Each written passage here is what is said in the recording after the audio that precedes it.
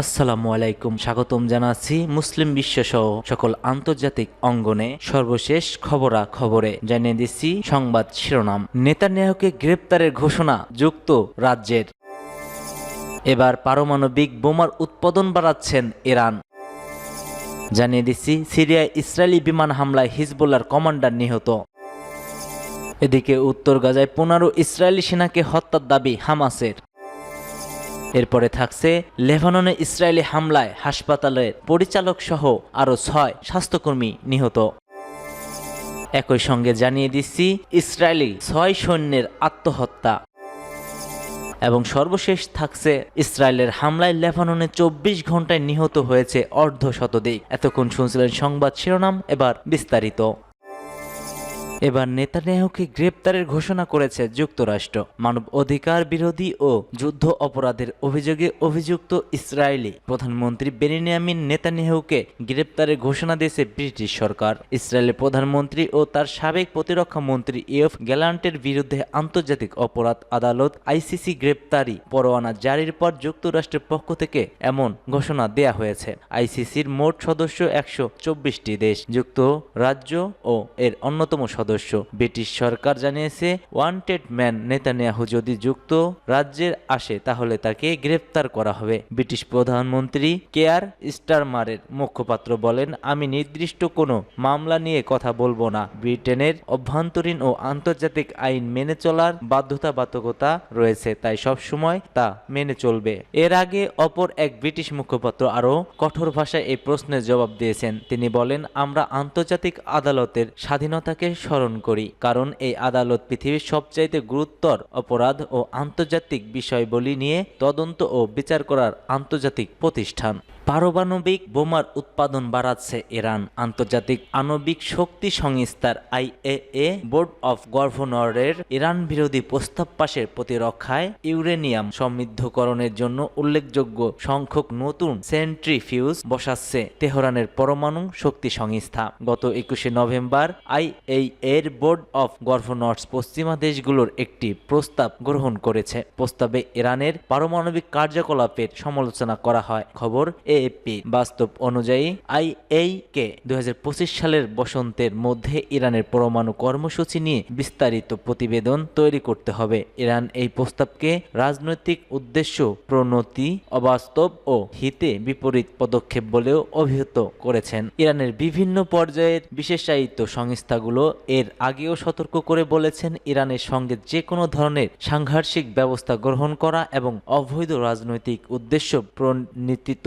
বিবৃতি প্রচারের জন্য আইএইএ বোর্ড অফ গভর্নর্সকে যদি পশ্চিমারা ব্যবহার করে তাহলে প্রতিশোধের মুখোমুখি হতে হবে যে কাউকেই। সিরিয়ায় ইসরায়েলি বিমান হামলায় হিজবুল্লাহর কমান্ডার নিহত।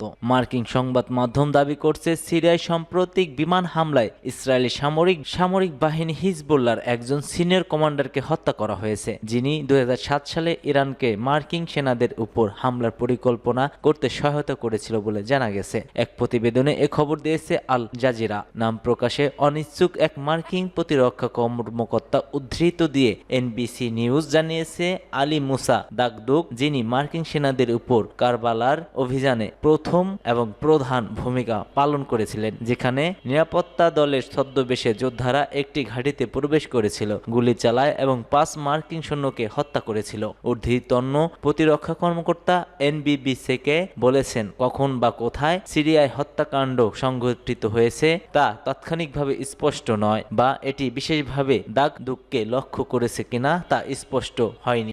15 ইসরায়েলি সেনাকে হত্যার দাবি করেছে হামাস। গাজার উত্তর অঞ্চল বেইত লাহালিয়া শহরের খুব কাছাকাছি এলাকায় 15 জন ইসরায়েলি সেনাকে হত্যার দাবি করেছে হামাস। বৃহস্পতিবার হামাসের সামরিক শাখা আল কাসাম ব্রিগেডের এ দাবি করেছে। এক বিবৃতিতে আল কাসাম ব্রিগেড জানিয়েছে, তাদের যোদ্ধারা 15 সেনার একটি ইসরায়েলি পদাতিক ইউনিটকে খুব কাছ থেকে হত্যা করেছে। পৃথক এক বিবৃতিতে আল কাসাম ব্রিগেড জানায়, তারা গাজার উত্তর অঞ্চল জাবালিয়া ক্যাম্পের পশ্চিমে সাফাতা ওই এলাকার কাছে ইসরায়েলি মার্কাভা ট্যাঙ্ক লক্ষ্য করে ট্যান্ডেম সেল হামলা চালিয়েছে। এদিকে ইসলামিক জিহাদ মুভমেন্টের সন্ত্রাস শাখা আল কুদস ব্রিগেড জানায়, তারা জাবালিয়া ক্যাম্পের কেন্দ্রস্থলে জাবালিয়া সার্ভিসেস ক্লাবের কাছে 60 মিলিটারি মার্টার সেল ব্যবহার করে ইসরায়েলি সেনা ও যানবাহন লক্ষ্য করে হামলা চালিয়েছে। ইসরায়েলি সেনাবাহিনী এসব হামলার বিষয়ে কোনো বিবৃতি এখনো প্রকাশ করেনি। 2023 সালে 7 অক্টোবর থেকে ইসরায়েলি গাজা হামলা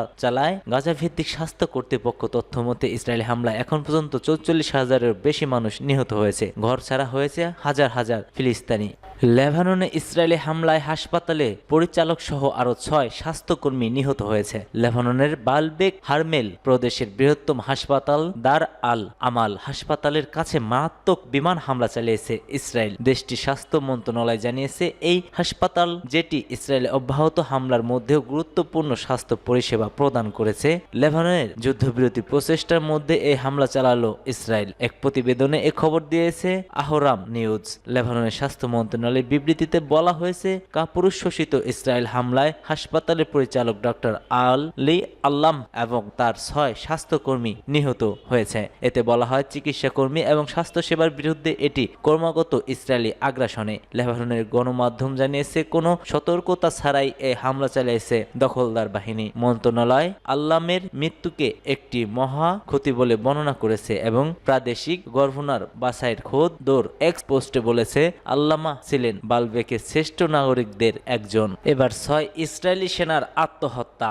গাজা থেকে ফিরে সম্প্রতি অন্তত 6 ইসরায়েলি সেনার সদস্য আত্মহত্যা করেছেন। ইসরায়েলি সৈনিক ইয়েদিয়ত আহরোনোথের বরাত দিয়ে বার্তা সংস্থা আনাদুলো এজেন্সি এক প্রতিবেদনে দাবি করেছে, গাজা উপত্যকা ও দক্ষিণ লেবাননে দীর্ঘস্থায়ী যুদ্ধের কারণে সৃষ্টি গুরুতর মানসিক যন্ত্রণাই তাদের আত্মহত্যার প্রাথমিক কারণ। প্রতিবেদন অনুযায়ী আত্মহত্যাকারীর সৈন্যের প্রকৃত সংখ্যা আরো বেশি হতে পারে, কেননা বছরের শেষ নাগাদ প্রকাশ করা প্রতিশ্রুতি সত্ত্বেও ইসরায়েল সামরিক বাহিনী এখনো সরকারি পরিসংখ্যান প্রকাশ করেনি। প্রতিবেদনে ইসরায়েলি সেনাবাহিনীর মধ্যে বৃহত্তর মানসিক স্বাস্থ্য সংকটের কথা তুলে ধরা হয়েছে। হাজার হাজার সৈন্য সামরিক মানসিক স্বাস্থ্য ক্লিনিক বা ফিল্ড সাইকোলজিস্টের কাছ থেকে সাহায্য চেয়েছে। আক্রান্তদের প্রায় 1/3 অংশ পোস্ট ট্রমেটিক স্ট্রেস ডিসঅর্ডারের লক্ষণ দেখা দিয়েছে।